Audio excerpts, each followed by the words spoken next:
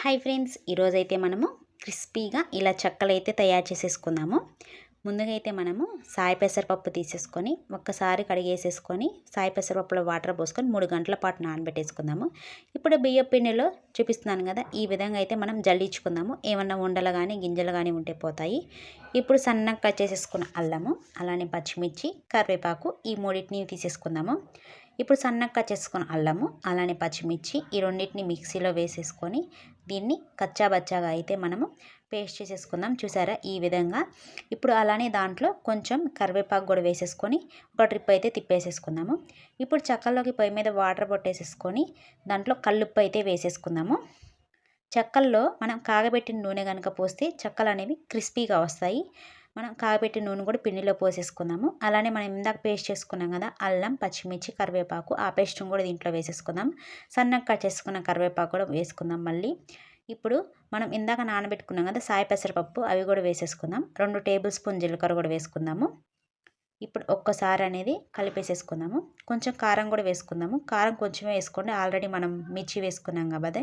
నీళ్లు కాగడినప్పుడు ఇలా పిండిలో కొంచెం కొంచెం వాటర్ పోసుకుంటూ ఇలా కలిపేసుకుందాం. గరిటెతో కలుపుకోండి, ఎందుకంటే వేనీళ్ళు కాబట్టి చేయి కాలుతుంది.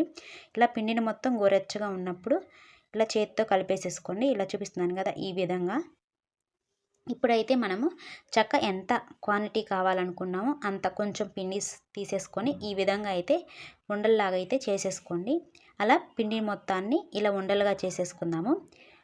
ఇప్పుడు మనం చెక్కని ఏ కవర్తో చేయాలనుకున్నాం ఆ కవర్కి ఇలా ఆయిల్ అప్లై చేసేద్దాము.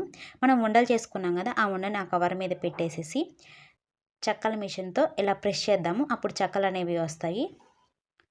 మనము ఆయిల్ అప్లై చేయకపోతే ఆ కవర్కే ఆ పిండి మొత్తం అలా అతుక్కుపోతుంది. అలా చెక్కలు మొత్తం వేసేసుకొని ఒక దాని మీద పెట్టేసుకుందాం. ఇప్పుడు పొయ్యి మీద కళాయి పెట్టుకొని ఆయిల్ పోసుకొని ఆయిల్ ఎక్కినాక ఈ చెక్కలవి దాంట్లో వేసేసుకొని ఇలా అట్లగాడితో ఒకసారి తిప్పేసేసుకొని 2 సైడ్లు మీడియం ఫ్లేమ్లో కాల్చుకోండి. లేకపోతే లోపల కాలకుండా పైన కలర్ మారుతాయి అంతే. చూసారా ఇప్పుడు 2 సైడ్స్ అయితే గోల్డెన్ బ్రౌన్ కలర్లో వచ్చేసినవి. మనకి ఇప్పుడు చెక్కలు అయితే రెడీ అయిపోయినాయి.